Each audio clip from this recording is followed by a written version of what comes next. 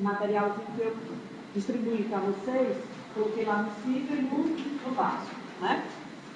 Então, é o capítulo 3 do livro, lembrando, para quem esqueceu, mas depois eu vou voltar para o 2, eu não vou pular o capítulo 2, certo? É só um remanejamento para ficar mais didático, tá bom? Então, pode até ser que essa aula seja um pouco chata, né? Porque o assunto de vetores, além de ele ser já um assunto que vocês já viram, é um assunto um pouco maçante, realmente, né? É pura matemática, um pouco chato.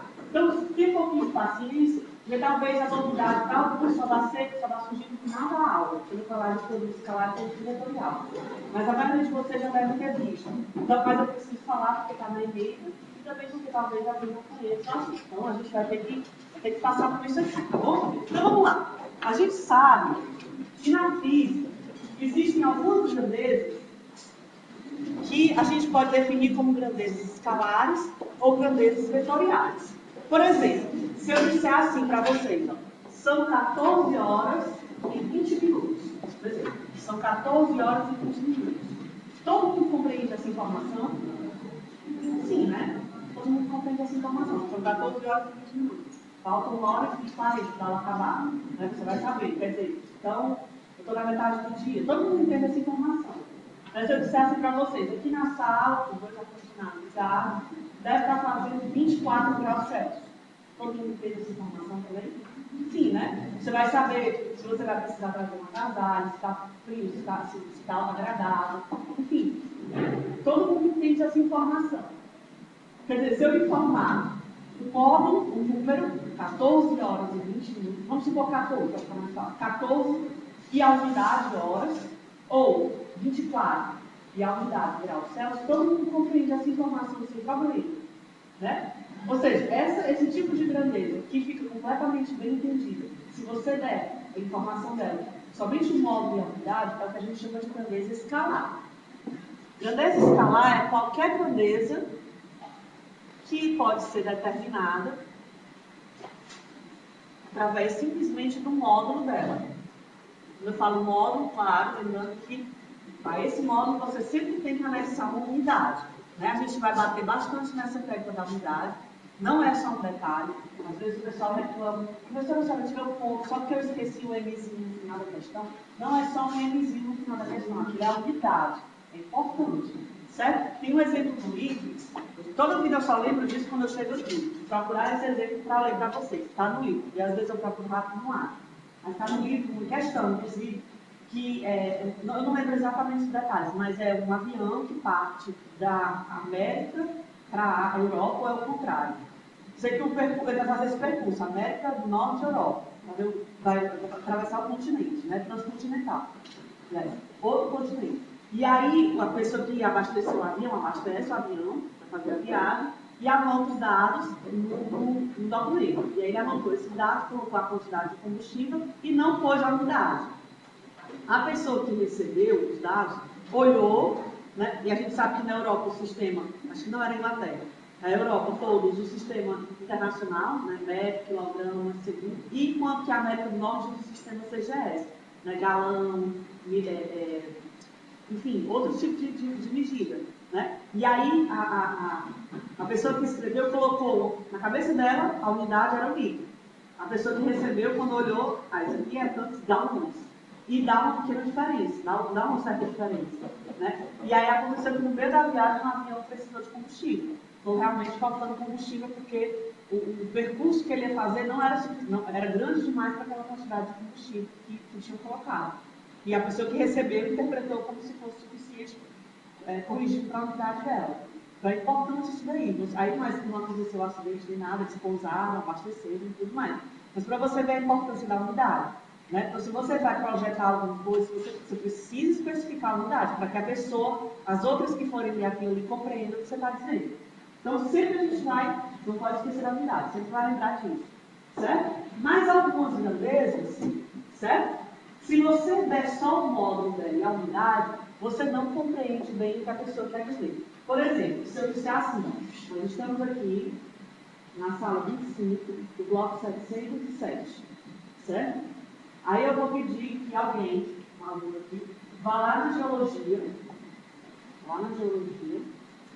pegar um livro lá no bloco, sei lá, biblioteca, da geologia, pegar um livro, certo? Aí eu digo assim, digamos que você não conheça o campus, você nunca veio aqui, você não conhece o campus.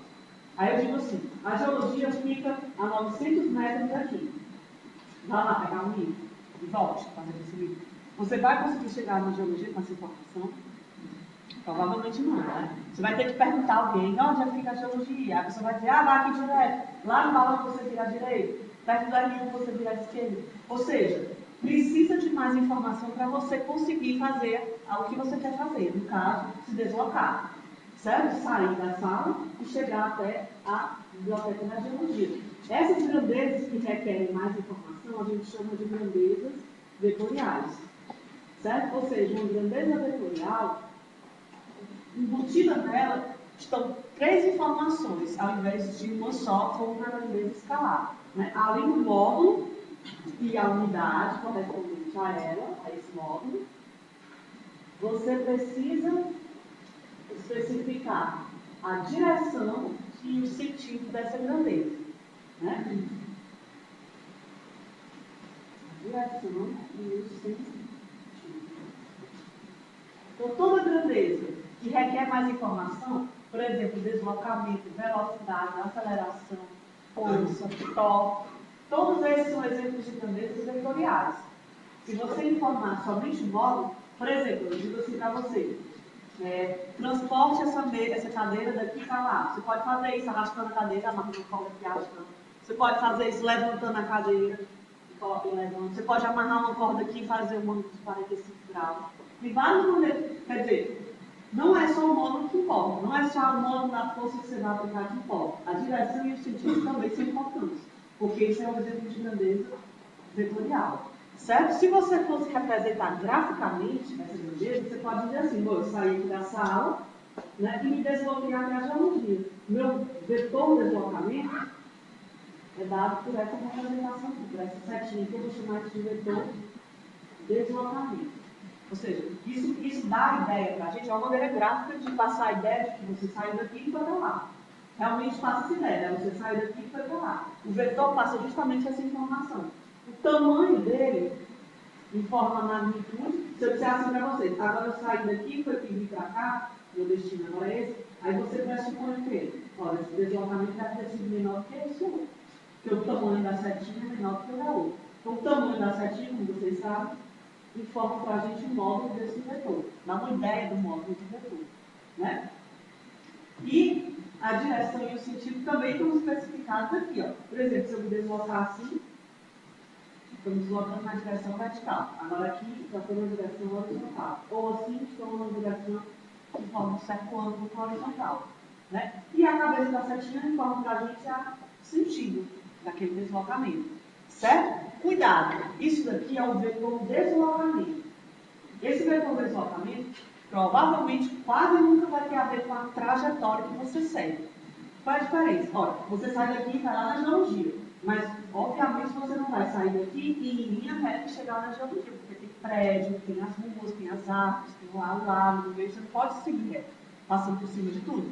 Você vai ter que andar por onde você pode andar, pelas vias, pelas ruas, pelas calçadas. Então, a trajetória que você segue, independentemente de qual ela seja, importa se você vai por esse caminho ou se você resolve dar uma volta enorme lá na frente da entrada, passar lá pela parada de ônibus e vai na sua reitoria, papapá, não sei o que, dá uma volta e chega na geologia, não importa o seu trajeto. O seu vetor de deslocamento é dado por um vetor cuja origem coincide com a origem do seu ponto de partida e a extremidade coincide com o ponto de chegada, independente da trajetória. Certo? Essa informação pode parecer banal agora, mas quando a gente estiver trabalhando com conceito de trabalho, né, que é, vamos dizer que é um produto da força pelo deslocamento, né? Depois a gente vai ver que não é, que é a integral da força vezes vestígios. Mas por enquanto a gente não sabe isso. Né? Então, para a gente trabalha a força desse deslocamento ali. Certo? Quando a gente for falar disso, Isso vai ser super importante, porque o trabalho é uma grandeza que não depende da trajetória também. Aí você tem que lembrar disso aqui. Independente da trajetória, o deslocamento é esse. Por exemplo, se eu saio daqui, estou aqui agora, são 2h30, aí eu vou, sei lá, vou na minha sala, me chama, eu vou ter que ir lá na minha sala para resolver alguma coisa. Aí eu deixo meu material aqui, meu celular, tudo aqui. Certo? Aí alguém vai e diz, vou fazer uma ligação do telefone da professora, vou gastar os créditos dela. Aí vou, vai, pega, e liga pro meu telefone, dá uma voltinha por fora, um monitor e tal. Aí depois coloca aqui de volta, né? Do mesmo jeito. Quando eu voltar, eu vou ver meu celular ali. Para mim, ele continuou ali o tempo todo, concorda? Ou seja, independente do percurso que ele fez, para mim o deslocamento dele é zero, porque eu saí daqui e ele estava lá, eu voltei e ele continuou lá. Certo? Então, trajetória é diferente de deslocamento. Para a física, o que importa é o deslocamento. A trajetória pouco importa. Em pouquíssimos casos, a gente vai ter que se preocupar com a trajetória. Para a gente, o importante mesmo é o deslocamento. Certo? É claro que quando você sai de um ponto, dá uma volta, uma volta para ele, você fez um esforço. Né? Você gastou energia, você se cansou e tudo mais. Mas fisicamente, você não se deslocou. Certo? Aí você diz assim, tudo bem, então se eu sair aqui de novo, vamos usar o mesmo exemplo. Estou aqui na sala, vou chamar agora de ponto A. Certo? Estou aqui na sala, ponto A. Aí vou lá na geologia de novo. Só que antes de ir na geologia, eu vou lá na biblioteca central e vou pegar um livro lá, fazer uma pausa lá. Certo? Então agora o meu percurso vai ser, eu saio daqui, vou parar lá na biblioteca central e depois sigo para a geologia. Certo? Ora, eu posso dizer que eu saí daqui, fiz um deslocamento até a biblioteca central, me desloquei até a biblioteca central, vou chamar isso de deslocamento 1. Certo? E aí, da biblioteca central, eu fui na geologia, vou chamar isso de deslocamento 2. Mas você concorda comigo que, no fim das contas, o meu deslocamento resultante é esse aqui, ó. Eu saí daqui e fui para a geologia. Esse é o deslocamento resultante. Porque eu acabei de dizer que o vetor deslocamento ele tem que partir da origem, do ponto de partida, e ir até o ponto de chegada. Né? Ou seja, eu posso chamar esse vetor aqui ó, de vetor resultante ou vetor, como o livro chama, soma. Esse vetor soma, ele é justamente a soma dos deslocamentos parciais. O vetor soma seria a soma do vetor deslocamento 1 com o vetor deslocamento 2. Só que agora a gente tem que fazer uma pausa. Essa soma aqui, ela não é uma soma escalar. A gente vai aprender a fazer essa soma ali. É uma soma vetorial. Certo? Por exemplo, vamos dar um exemplo. Se esse deslocamento aqui, se daqui para a biblioteca eu andei 3 metros, um exemplo, claro que é mais, mas e da biblioteca para a geologia eu andei 2 metros, eu não posso dizer que esse vetor soma é 5 metros, não. Porque esses dados aí não são escalares, são vetoriais. Né? Você não pode somar só os módulos, porque vetor não tem só módulo de informação embutida nele, tem a direção e o sentido também. Né? Então você precisa levar isso daí em conta. A gente vai aprender a fazer isso daí. Graficamente, está aí na lousa, já explicado. Como é que você soma graficamente dois vetores? O vetor soma, ele é dado por um vetor cuja origem coincide com a origem do deslocamento e cuja extremidade coincide com a extremidade do último deslocamento, do último vetor deslocamento. Se você tiver dois vetores, tudo bem. Se você tiver mais, vamos fazer aqui um exemplo caso você tenha mais vetores. Por exemplo, você tem aqui o vetor A, o vetor B e o vetor C. O vetor deslocamento é dado por isso daqui, ó. Origem coincidindo com a origem do primeiro vetor, extremidade coincidindo com a extremidade do segundo vetor. Esse seria o vetor soma A mais B mais C. Soma A mais B mais C. Certo? E para somar, você sempre vai ter que fazer isso, graficamente. Colocar a origem de um vetor com a extremidade do outro. Né? Por exemplo, se você tiver dois vetores assim, ó, A e B, se você quiser somar, o que você faz? Você vai ter que transportar um deles para a extremidade e coincidir com a origem do outro. Às vezes, eu posso mexer nesse vetor aqui à vontade, desde que você não mude o vetor, você pode. Ou seja, desde que você não mude a inclinação dele, ou a direção, e nem mude a magnitude, Né? Você pode mexer nele, ele não se altera. Por exemplo, se eu pegar esse vetor A bem aqui, do jeito que ele está aqui, ó, e simplesmente transladar ele para cá, ó, ele continua sendo o mesmo vetor A, paralelo a esse antigo. Né? Agora esse não existe mais, eu vou transferir ele para cá. Ó. Certo? Esse agora não existe mais. Quem seria então o vetor soma? Seria origem com origem, extremidade com extremidade. Esse aqui, ó. Seria esse o vetor soma. Certo? Se a gente olhar para cá, a gente vai encontrar uma certa propriedade nessa soma vetorial. Quando você estava lá na primeira série, né, acho que vocês fizeram já a primeira série, agora já é o primeiro ano, segundo ano, mas lá na primeira série, você tinha 7, 8 anos, você, na disciplina de matemática, você aprendeu justamente as operações fundamentais, né, a somar, subtrair, multiplicar e dividir. Só que você aprendeu isso para grandezas escalares. Você aprendeu a somar números. A gente vai fazer a mesma coisa aqui, só que para grandezas vetoriais. Quando a tia lá da primeira série ensinou para você a soma, ela disse assim, olha, a soma, ela obedece à propriedade comutativa, associativa, elemento de, lembram disso? A gente vai relembrar, vai fazer a mesma coisa com os vetores. Isso também vale para os vetores. Por exemplo, vamos pegar essa figura que eu já fiz aqui, ó. Certo? Ora, se eu quiser, eu posso pegar esse vetor D2 e transladar ele aqui para baixo, sem que ele mude as propriedades dele, concorda? Vou só diminuir aqui um pouquinho, porque senão vai ficar... Não, na verdade é melhor apagar isso aqui, né? Mais prático. Ó, vou botar essa soma bem aqui, ó, lá embaixo. S, aquela soma antiga ali, é D1 mais D2. D1 mais D2. Certo?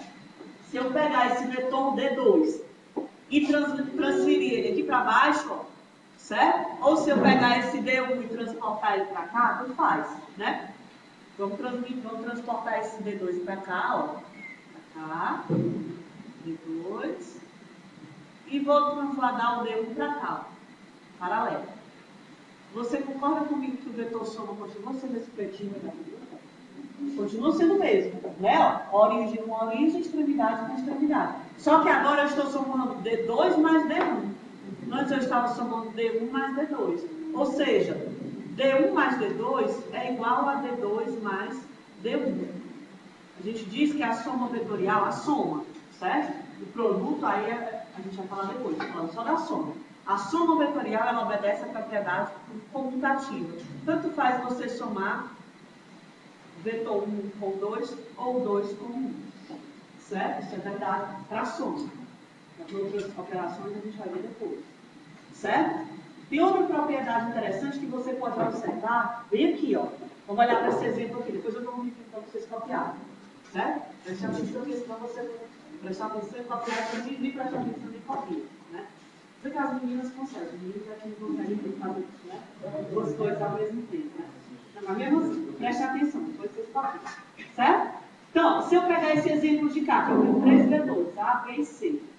Concorda comigo que se eu quiser somar primeiro A mais B, vamos supor que eu queira somar só A mais B, seria esse vetor aqui, ó, A mais B. Esse vetor em vermelho é o A mais B, concorda? Então eu posso escrever isso daqui, ó, ver se vocês concordam. Vetor soma igual a A mais B. A mais B.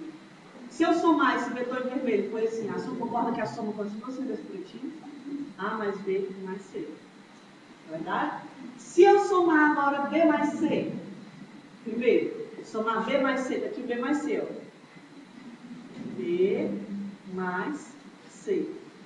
Concorda comigo que o vetor agora de A somado com B mais C continua sendo o mesmo vetor soma P?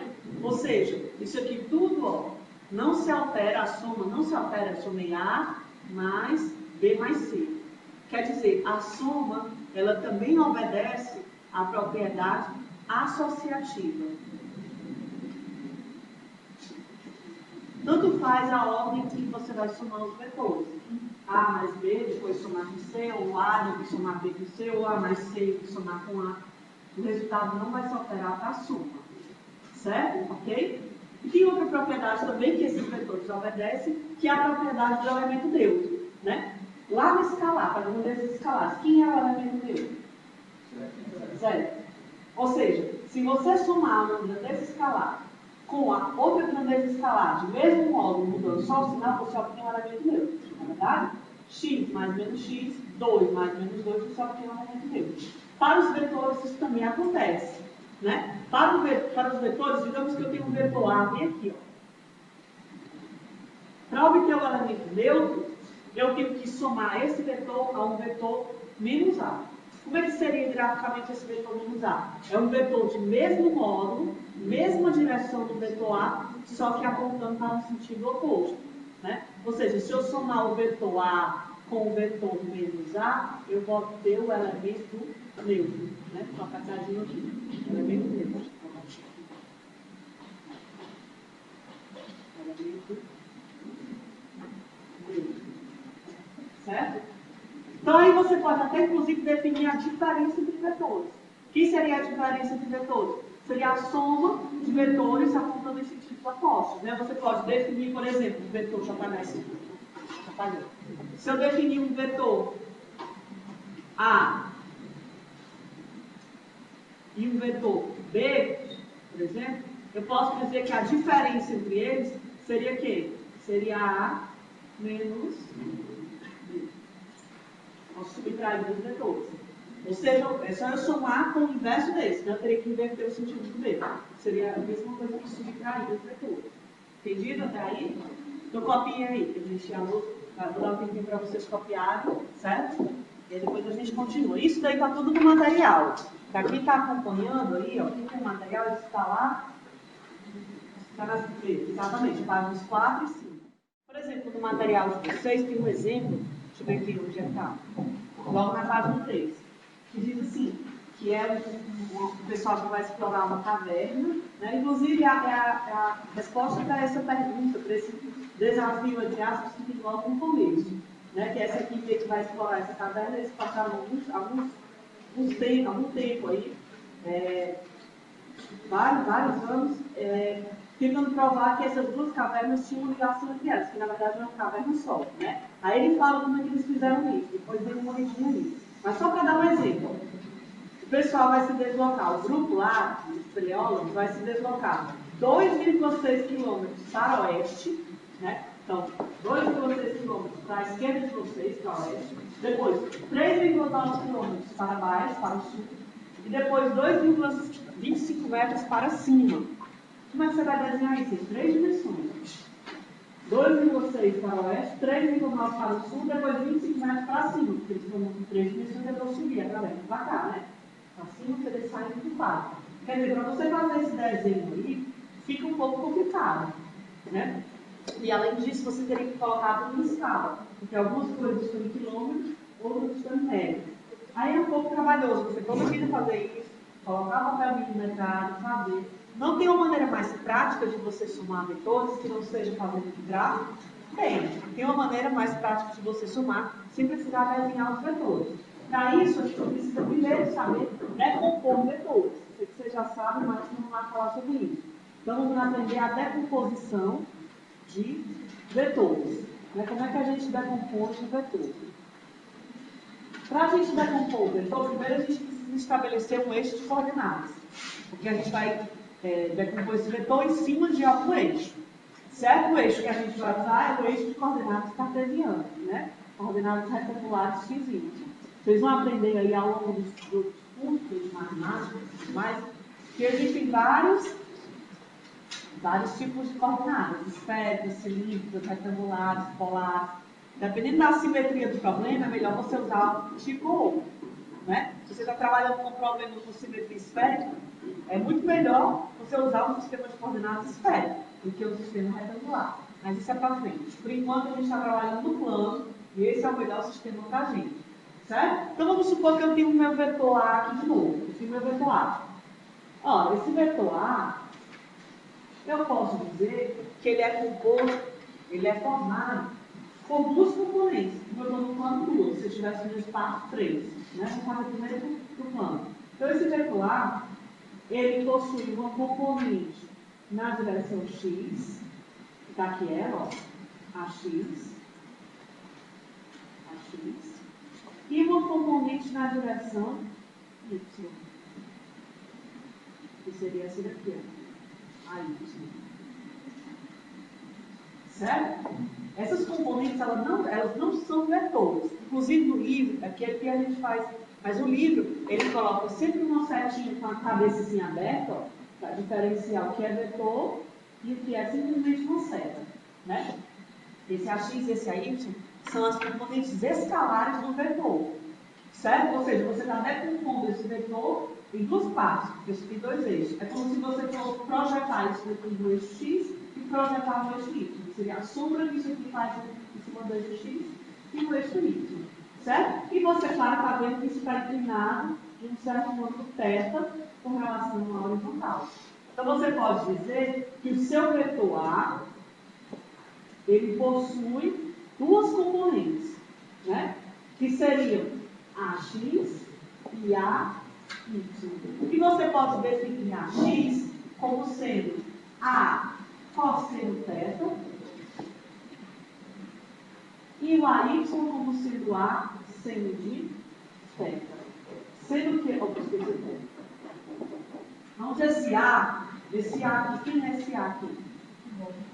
É o módulo do vetor A, certo? Esse A aqui, tudo faz escrever assim, como assim, ó. É a magnitude do vetor A, certo? É o tamanho da seta, o módulo do vetor A. Ou seja, isso aqui é escalar, né? Até porque não faz sentido. Se eu acabei de dizer que o AY é escalar, eu não posso dizer que ele é igual a alguma coisa vetorial. Tem que ser escalar, lá direito. Sendo θ é escalar, então o A é o módulo do vetor A, escalar. Certo? E o θ é justamente o ângulo que informa para a gente a inclinação desse vetor. Ou seja, observe que agora eu tenho todas as informações aqui dentro. Eu tenho o módulo do vetor, eu tenho a direção dele, né, norte, sul, leste, oeste, nordeste, sudeste, e tem um sentido, para onde ele aponta. Certo? Observe que essa inclinação é justamente a medida da direção e o sentido, a informação da direção e do sentido. Né? Por exemplo, se eu pegar esse θ, vou ficar aqui o vetor A, de novo. Vetor A, aqui o θ. Aí eu vou botar no vetor B bem aqui, ó. O vetor B agora tem essa inclinação. Certo? Ou seja, a inclinação está diretamente ligada com a direção. Né? Não posso mais dizer que esse vetor B tem a mesma direção que o vetor A. As direções são diferentes. Porque os ângulos de inclinação são diferentes. Ou seja, a tangente do ângulo é diferente. A tangente de θ, que nada mais é do que a y sobre a x, vai justamente medir a direção do seu vetor. Então, para a gente agora, ó, a tangente de θ, a y sobre a x, aqui no caso, é a medida da direção do nosso vetor, da inclinação desse vetor. Né? Olha, se você olhar para cá, ó, qual é o vetor que está mais inclinado? É o A ou o B? Qual é a maior inclinação aí? B. Justamente porque a maior tangente é a tangente do ângulo B, né? Aqui alfa e beta. Alfa e beta. Certo? Ou seja, se você olhar para cá, ó, a componente y de A certamente é bem menor do que a componente y de B.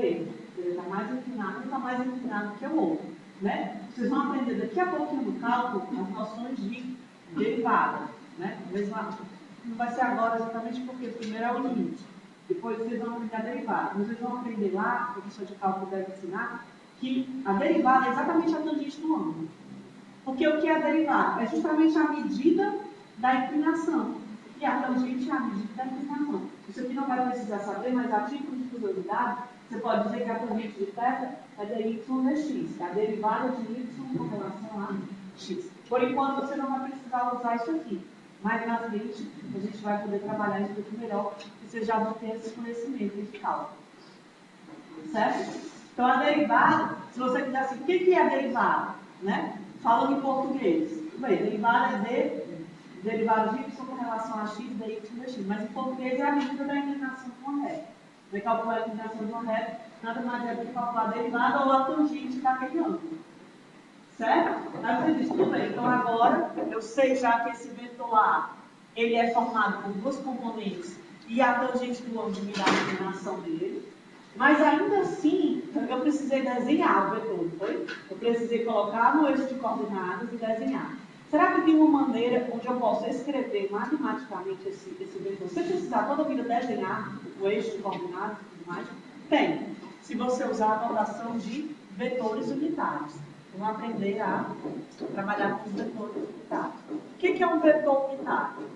Ora, o nome já está dizendo. É um vetor cujo módulo é 1. Certo? Então, a gente define vetores unitários da seguinte forma. Agora, eu vou colocar aqui no espaço para a gente definir os três. X, Y e Z. Por definição, o vetor unitário é um vetor de módulo 1 que possui a mesma direção do eixo da coordenada ao qual ele está acoplado e o sentido positivo daquele eixo. Olha para cá, para ficar mais fácil de entender. Isso aqui é o eixo X. O vetor unitário acoplado ao eixo X é o vetor Y. Ele tem módulo 1, aponta na mesma direção e no mesmo sentido que o eixo. Esse seria o vetor unitário Y. Certo? Ao eixo Y, eu vou associar o vetor unitário J e ao eixo Z, o vetor unitário K.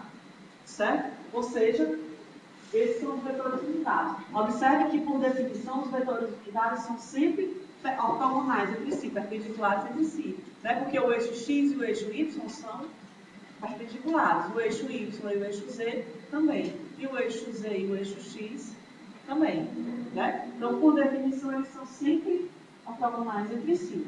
Concorda? Então, vamos voltar para o nosso vetor A. Vamos voltar para o plano, só por enquanto. Vamos escrever isso só em 2 dimensões. Depois a gente faz para 3. Vamos botar aqui de novo os eixos X e Y. X e Y. Aqui o vetor A. Vetor A. Certo? As componentes dele. Né? A X e a Y. Vou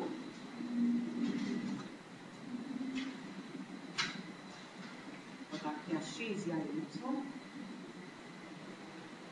Certo?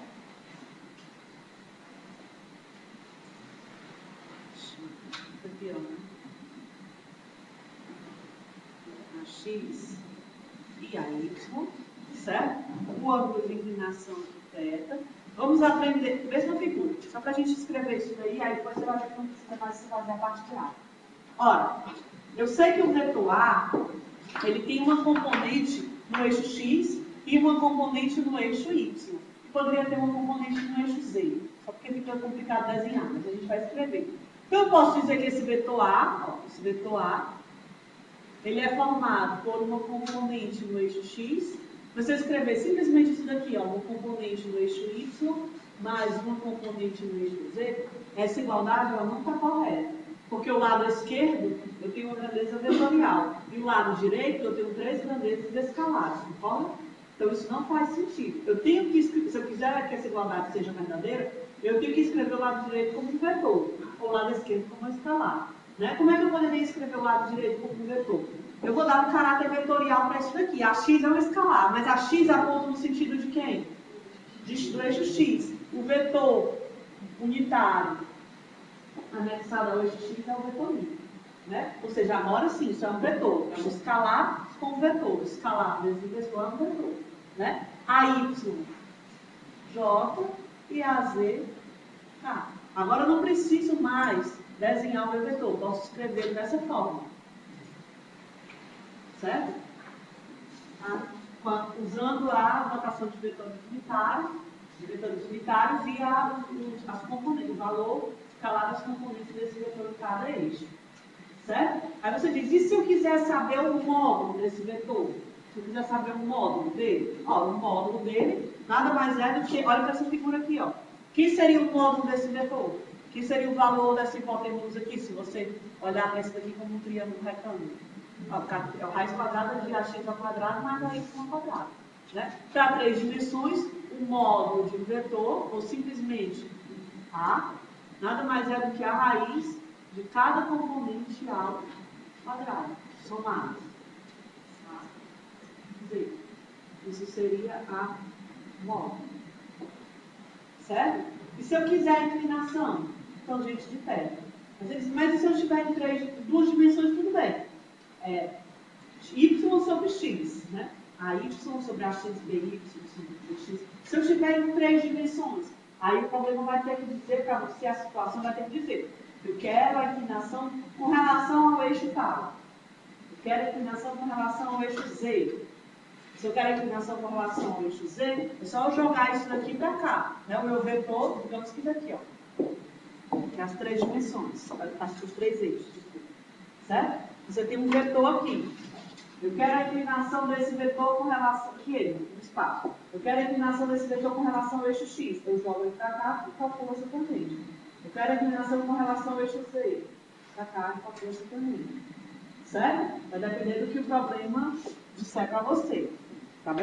Então, essa é a maneira de você escrever o vetor sem precisar desenhar. Aí você diz, e como é que eu somaria? Que a gente viu graficamente como é que soma.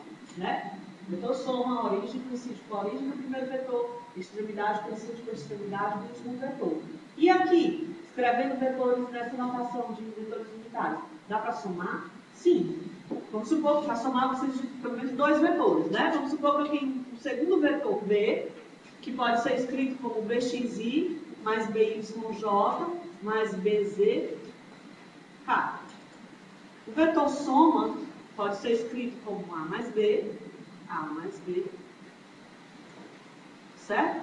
Que nada mais é do que eu somar em cada direção as componentes de todos os vetores que eu estou somando. Olha para cá, para você ver como é que faz. Seria isso daqui, ó. O vetor soma, eu estou somando A com B. Então eu tenho que somar todas as projeções em X, todas em Y, todas em Z. Seria AX mais BX na direção Y, mais AY mais BY na direção J, mais AZ BZ na direção K. Esse seria o vetor soma, certo? Onde isso daqui seria a componente X do vetor soma, ó. Essa seria a componente Y do vetor soma e essa seria a componente Z. Agora eu faço um parêntese, ó. Cuidado. Isso daqui, ó, esses sinais de mais, eles não têm o mesmo significado, todos eles. Isso daqui, bem aqui, ó, é uma soma mesmo, uma soma algébrica. Porque tudo que está aqui entre parênteses é escalar. Isso daqui não é uma soma, certo? O que é isso aí? Vamos interpretar. Isso daqui é só informação assim, ó. O vetor soma, ele tem uma componente no eixo X, mas também tem uma componente no eixo Y e também tem uma componente no eixo Z. Isso você não pode somar. Você poderia, vamos dar um exemplo prático. Vamos supor que isso aqui tem módulo 2, 2 e 2. Isso aqui tem módulo 1, 2 e 3. Certo? Isso aqui daria o quê? 3i mais 4j mais 5k. Você não pode somar 2 por 3 por 4. 3 por 4 por 5. Certo? Porque as direções são diferentes. Isso aqui não é uma soma. Isso aqui é só informando que o seu vetor tem vários componentes. No eixo X, no eixo Y, no eixo Z. A soma é aqui embutida.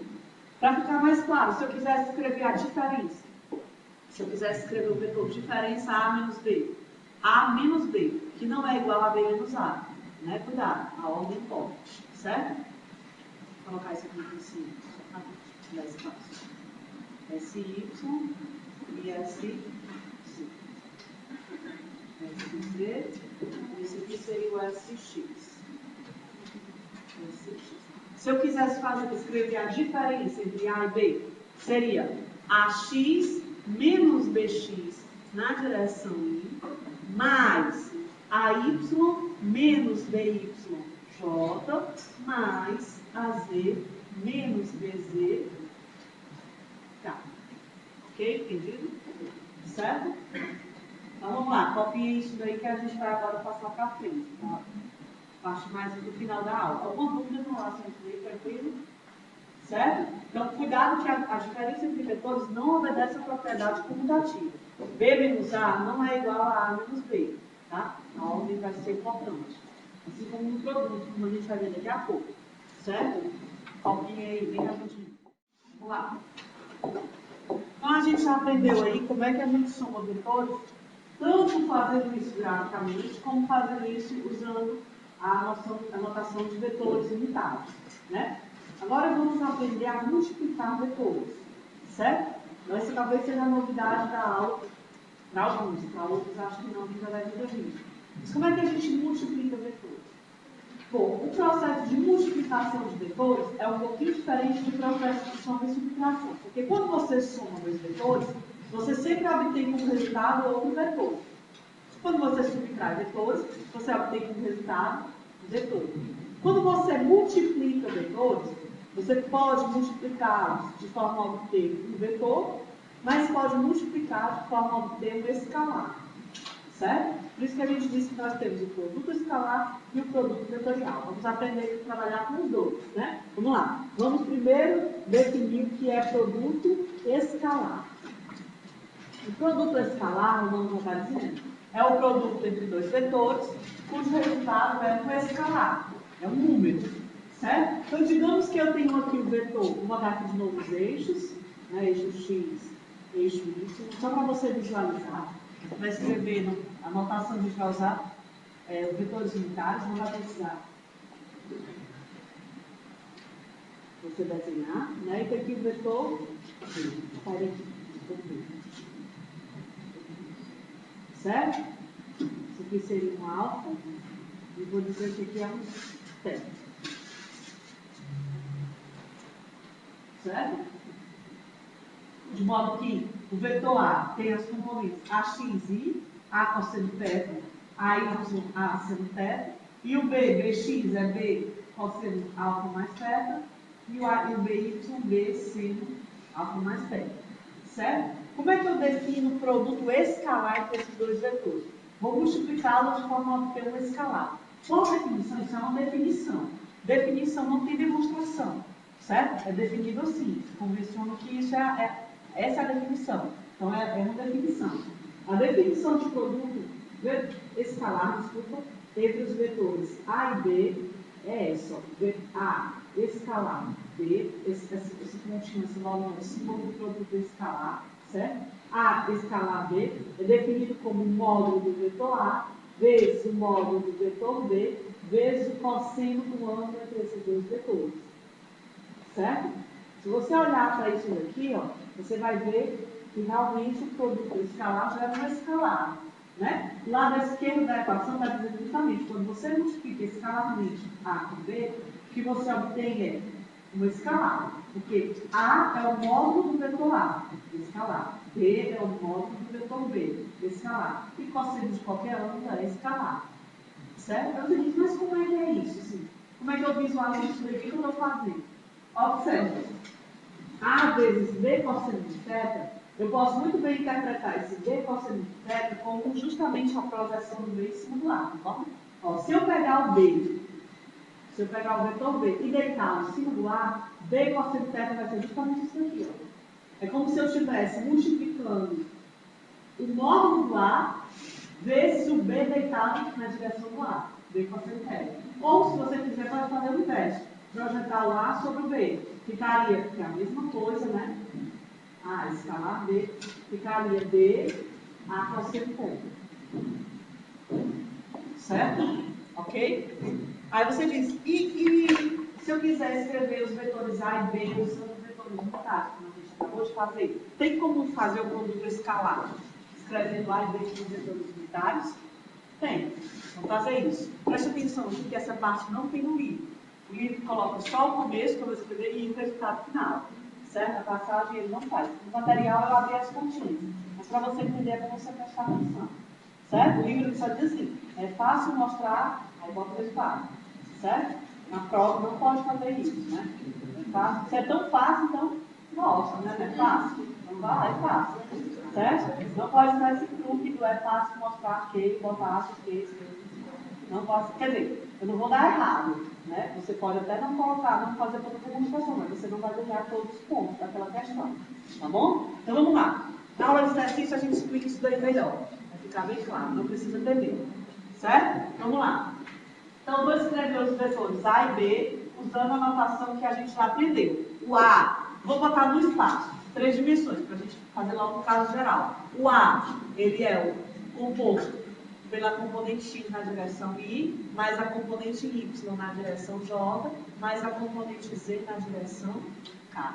E o vetor B é a mesma coisa, só que com os módulos diferentes, né? Mais B e Z, K. Certo? A minha intenção é escrever o produto escalar, depois a gente faz o vetorial, produto escalar entre A e B, usando essa notação. Vamos fazer isso. A escalar B. Ora, quem é o A? É a XI, a YJ, a ZK. Escalar, quem é o B? BXI, BYJ, BZK. Agora vamos abrir esses pontinhos aí. Vamos lá. Vou fazer isso devagar primeiro, porque é a primeira vez, né? Vamos com calma, certo? Depois, quando você for fazer, você pode fazer um pouco mais rápido. Não precisa fazer tão lento. Vou fazer devagar para ficar bem fácil de entender. Vou primeiro fazer o produto escalar entre AXI e BXI. Depois AXI, BYJ e assim vai. Certo? Vamos fazer AXI escalar BXI mais AXI escalar BYJ mais AXI escalar BZK. Certo? Agora vou para o segundo termo de A, por todos de B e assim vai. Vai ficar AYJ escalar BXI mais AYJ escalar BYJ mais AYJ escalar BZK. Certo? E finalmente o último termo de A por todos de B. AZK escalar BXI mais AZK escalar BYJ mais AZK escalar BZ. Rola? Agora, só para ficar melhor de enxergar, eu vou rearrumar isso daí, escrevendo assim, ó. A escalar B igual a... Ó, isso daqui, ó, esse primeiro termo aqui é AXI escalar BXI. AX e BX são escalares.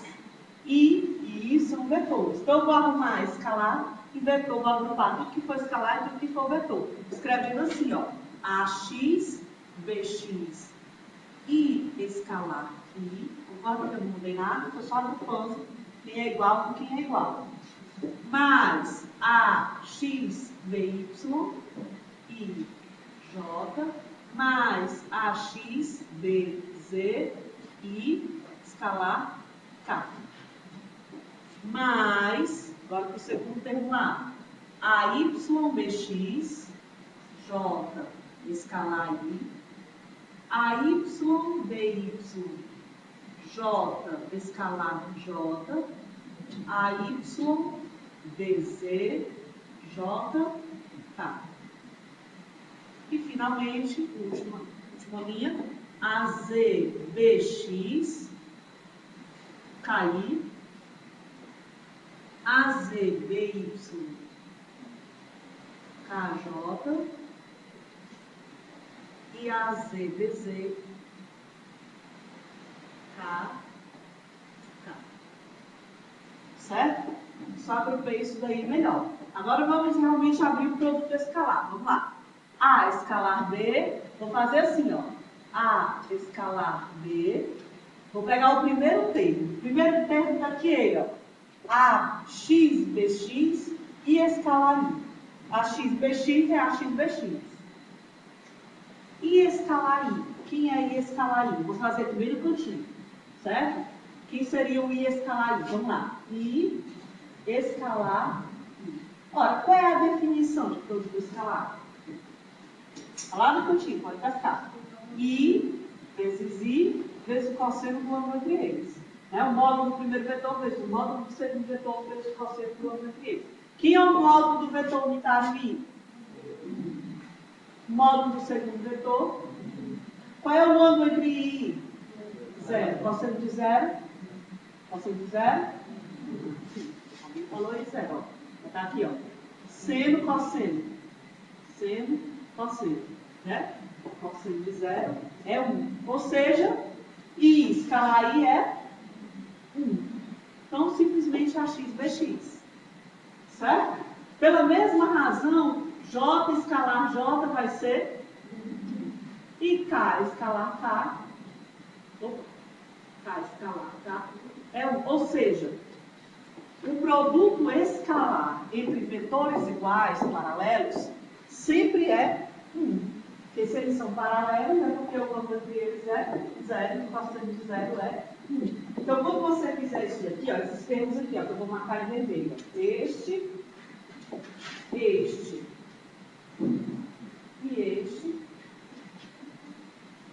os produtos escalares são 1. Então, vai ficar simplesmente AX, BX, AY, BY, AC, BC. E os outros? Vamos fazer para os outros. Vou fazer esse segundo termo aqui, ó. AX, BY e escalar J. E escalar J. Pela mesma regra, definição de produto escalar. O módulo do primeiro vetor, 1. O módulo do segundo vetor, 1. Qual é o ângulo entre I e J? Sempre é 90. Por definição, eles são acoplados ao eixo. E o eixo é ortogonal. Então, 90. Cosseno de 90, 0. Então, I escalar J é 0.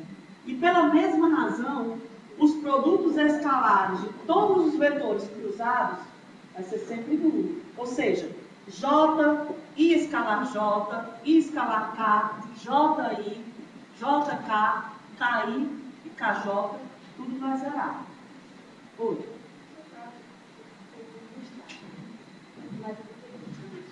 Não, eu já sei, deixa eu terminar, eu vou dizer o que você pode fazer. Inclusive, você pode escrever isso daí, você já deve estar enxergando isso daí, ó. Parece uma matriz de identidade, né? Ou seja, todos os elementos, com exceção dos elementos da diagonal principal, que são números. Então, você pode escrever isso daí também como uma matriz. É mais fácil de resolver se você achar mais fácil. Fácil relativo é fácil e difícil é um conceito relativo, né? Que é fácil para um, pode ser difícil para outro. Mas é uma outra maneira de escrever. Certo? Então todo mundo vai embora. Só sobram os componentes da diagonal principal. Quer dizer, AX BX mais AY BY mais AZ BZ. Essa é uma outra maneira de você escrever o produto escalar entre dois vetores.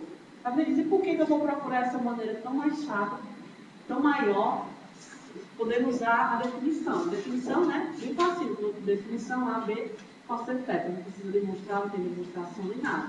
É verdade. Só que nem todos os problemas vão permitir que você use a definição. Por exemplo, se você não tiver um ângulo, não tem para onde correr. Você não vai... E se o problema não pedir um ângulo, pode ser que ele não deu um ângulo mais perto justamente do ângulo. Aí é uma saída. Mas se ele não der um ângulo e nem pedir um ângulo, não tem, você vai ter que encontrar outra alternativa. Então, para alguns problemas, essa é a melhor saída. Para outros, essa é a melhor saída. Quando você, digamos que você está fazendo a lista em casa, certo? E você vai precisar usar isso daqui, ó. Que é um dos problemas que você vai precisar usar isso daí. Você não pode, quer dizer, não pode sim, você não deve pegar isso daqui, partindo daqui, o menino na outra fala, professor, é muito fácil de decorar, eu decoro e faço partindo daqui. Tudo bem, só que isso daqui não é uma fórmula, isso aqui não é uma definição, isso aqui não é alguém que definiu que AX, BX, A escalar B é AX, BX, aí não é. É uma demonstração, a gente mostrou para você como é que você faz. Lá no colégio, você não precisava demonstrar nada, inclusive porque muitas vezes o professor também não demonstrava. Porque demonstração requer um pouco mais de maturidade de você. Né? Você tem que saber o que você tem que fazer, etc. Tem que argumentar. Então, requer um pouquinho mais de maturidade. Só que agora vocês já estão mais maduros. Então, já dá para vocês fazerem algumas coisas. Certo? Claro que você não precisa... Aqui eu fiz devagar, ó, porque eu fiz, aí depois agrupei, para fazer devagarzinho para você ver. Se você tiver controle, você não precisa fazer tão lentamente, você pode fazer um pouco mais rápido. Né? Se você não quiser fazer tudo isso aqui, você argumenta. Os produtos de vetores cruzados são nulos, todos eles são nulos, porque os vetores são perpendiculares, e o cosseno de 90 é 0, por exemplo. E também se tiver 5 questões na lista que você precisa usar isso, você não vai fazer isso 5 vezes. Faz uma, e aí, como eu fiz na questão tal, aí mostra. Certo? Ok? Entendido isso daqui? Alguma dúvida? Tudo certo? Então, coloque isso daí. Só para lembrar, ó, realmente, ó, o produto escalar, observe que o lado direito disso daí é o escalar. Né? Tudo isso aqui é escalar. AX, BX, AY, BY, AZ, BZ são escalares. Ok? Então, vamos em frente. Vamos fazer o produto vetorial agora. Vamos lá. Vamos lá.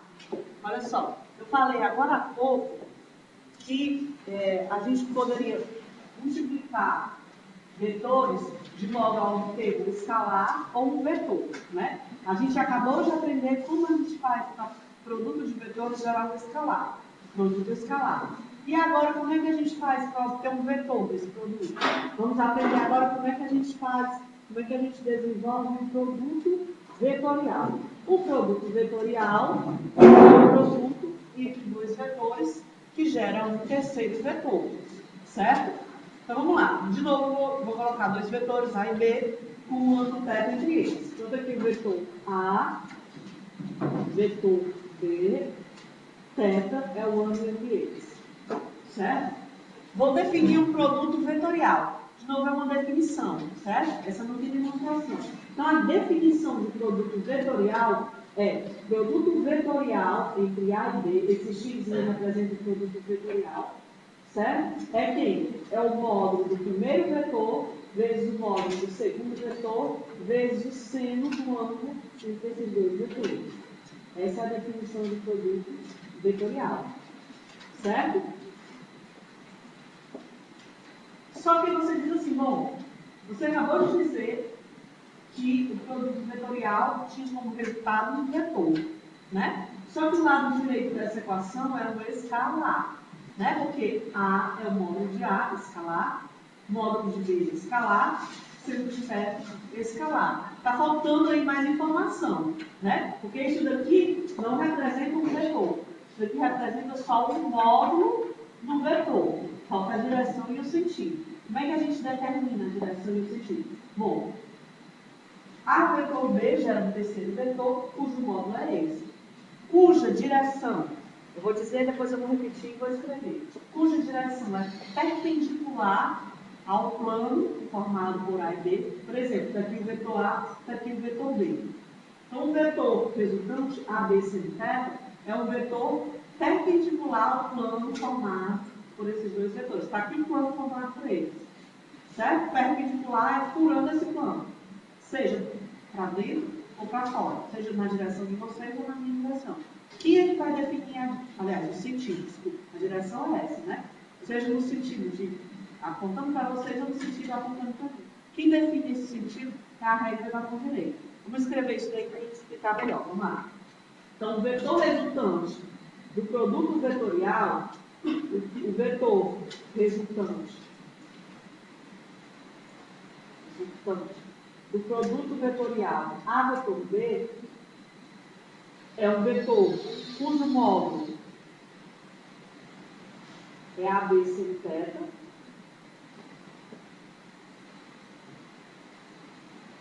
A direção é perpendicular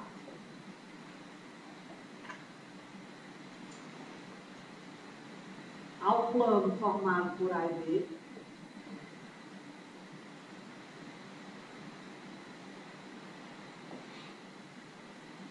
E o sentido é dado pela regra da mão direita. Vamos aprender a trabalhar com isso daí.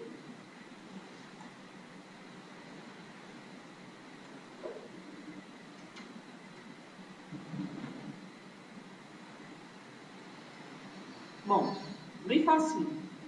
Bem facinho a gente aplicar a regra da mão direita e dar isso daí. Vamos lá. Aqui o vetor A, aqui o vetor B. Certo? Vou fazer o produto vetorial A vetor B. A vetor B é diferente de B vetor A. A gente vai ver agora. Certo? A vetor B é igual a menos B vetor A. Tem que ter cuidado porque o sinal muda. Muda porque o sentido muda. Olha só, está aqui o vetor A, está aqui o vetor B. Certo? Eu quero saber onde é que está o vetor A, vetor B. Ou seja, o vetor AB seno θ. É o vetor cujo módulo é AB seno θ. Direção está aqui, perpendicular a isso daqui. Certo? E o sentido? Bom, se eu vou fazer A vetor B, eu tenho que usar a regra da mão direita, de modo que o vetor A, que é o primeiro vetor, né? Eu quero A vetor B.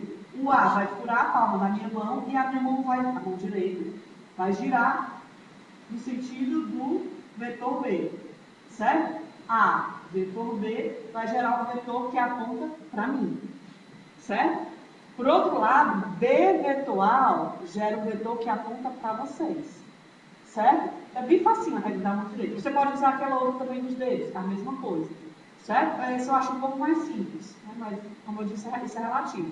Só tem que usar corretamente, certo? Outra vez o menino na outra turma, uns anos anteriores, professora, não está dando certo, todas as questões que eu faço estão erradas. Por quê? Me expliquei o que você está fazendo. Ele estava usando a mão esquerda. É verdade.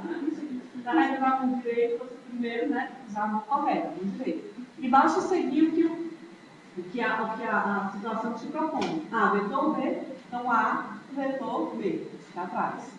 Certo? Vamos fazer a mesma coisa que a gente fez agora há pouco, escrever A, vetor B em termos de vetores limitados. Aí a gente vai poder aplicar a regra da mão direita melhor. Vamos lá. A, vetor B é quem? Vamos lá. O A é AI, AXI, AYJ, AZK. E o B, BXI, BYJ, BZK. Certo? Então, se isso daí é verdade, vamos escrever o produto vetorial. Vamos lá, presta atenção. E que o produto vetorial é um pouquinho mais longo do que o escalar. Certo? Então, A, vetor B seria AXI, AYJ, AZK, vetor BXI, BYJ, BZK. Certo? Como agora vocês já estão grandinhos, né? Já viram aí o produto escalar, eu vou fazer, não vou mais fazer devagarzinho, não. Vou logo colocar escalar de um lado e vetor de outro. Certo? Ou seja, AXI, vetor BXI, eu vou escrever como AX, BX e vetor I. Mais AX, BY e vetor J, mais AX, BZ e vetor K. Agora o segundo termo de A com os três de B. AY, BX, JI, AY, BY, J, AY, BZ, J, K. Certo? E finalmente o último termo de A com os três termos de B. Vamos lá. Mais AZ, BX, K, I, AZ, BY, K, J, AZ, BZ, K, K. Aí vamos abrir cada termozinho desse entre parênteses devagarzinho no canto. Vamos lá. Mas aqui no cantinho. Quem seria I vetor I? Vamos lá. I vetor I, vamos usar a definição de novo, do mesmo jeito que a gente fez no caso anterior. I vetor I, qual é a definição? I é o módulo do primeiro, módulo do segundo, sempre o módulo entre eles. Então o módulo do vetor I é 1, o módulo do segundo vetor é 1. Qual é o ângulo de I? 0. Sendo de 0, 0. Ou seja, I vetor I é nulo. Pelo mesmo motivo, J vetor J e K vetor K vão ser nulos. Ou seja, os termos agora na diagonal principal vão embora. Sobram os demais. Por isso que o produto vetorial é um pouquinho maior, porque ao invés de você mandar 6 termos embora e ficar com 3, você manda 3 e fica com 6. Fica mais, né? Então vamos trabalhar com esses que restaram aqui, ó. Esses aqui em vermelho. São os que interessam para a gente agora. Certo? Então vamos lá. Vamos fazer aqui. O primeiro termo que restou é AX, BY e vetor J. Então eu vou fazer aqui no cantinho quem seria I vetor J. I vetor J seria o quê? Bom, qual é a definição? Módulo do primeiro vetor, módulo do segundo vetor. Qual é o ângulo entre I e J? Seno de 90, 1. Ou seja, eu vou obter, quando eu multiplicar vetorialmente I com J, eu vou obter o terceiro vetor cujo módulo é 1. Mas onde é que está esse vetor? Vamos lá. I, J, K. Eu vou fazer o produto de I com J. I com J vai gerar um vetor cujo módulo é 1, que aponta aqui para frente. Que vetor é esse? É o K. Né? Então, I vetor J é o K. Então, vai ficar AX, BY, K. certo? Próximo termo, AX, BZ, IK. IK. IK. Então, I, vetor K, quem é? J para baixo, menos J. Menos J. Mais, segundo termo, primeiro termo da segunda linha. AYBX, JI. JI. JI, menos K. Menos K. Mais AYBZ, JK. JK, JKI, né? JKI. Mais AZBX, KI. KI, J. E, finalmente, AZBY, KJ, KJ, menos. Você pode fazer assim, você pode fazer a regra da mão direita com os dedinhos, ou você pode ainda, se quiser mais, achar mais prático, você escreve aqui, ó, I, J, K. Quando você fizer KI, J, J, KI, J, IJ, K, JK, I. Sempre que você girar no sentido anti-horário, você vai obter o próximo vetor positivo, né? Se você fizer ao contrário, no sentido horário, aliás, no sentido, eu fiz um anti-horário, fazendo horário, se você fizer JI, você vai obter o K negativo. Se você fizer IK, você vai obter o J negativo e KJ o negativo. Ou seja, quando você vai no sentido horário, você obtém o vetor seguinte com sinal negativo, com sinal contrário. Certo? Ok? Aí aqui, se a gente quiser, a gente abre isso daqui melhor. Você observa que tem dois termos com I, dois termos com J, dois termos em K. Então vamos lá. Fica assim, ó. A vetor B vai ficar, vou pegar todo mundo que tem I. AYBZ menos AZBY na direção I, mais, vou botar aqui embaixo, não ir para lá. Agora os termos em J. AZBX menos AXBZ, J, mais AXBY e AYBX. Tá. Certo? Essa é a outra maneira que você tem de escrever o produto vetorial entre dois vetores. Entendido? Certo? Alguma dúvida com a regra da mão direita? Tranquilo? Certo? Então, se você tiver dúvida, você coloca, eu acho, para mim é um pouco mais fácil visualizar quando você bota as canetinhas, porque você fica nas 3 dimensões. Mas também assim é muito fácil de ver também. Né? Mas qualquer dúvida você me procura que eu repito isso daí para vocês.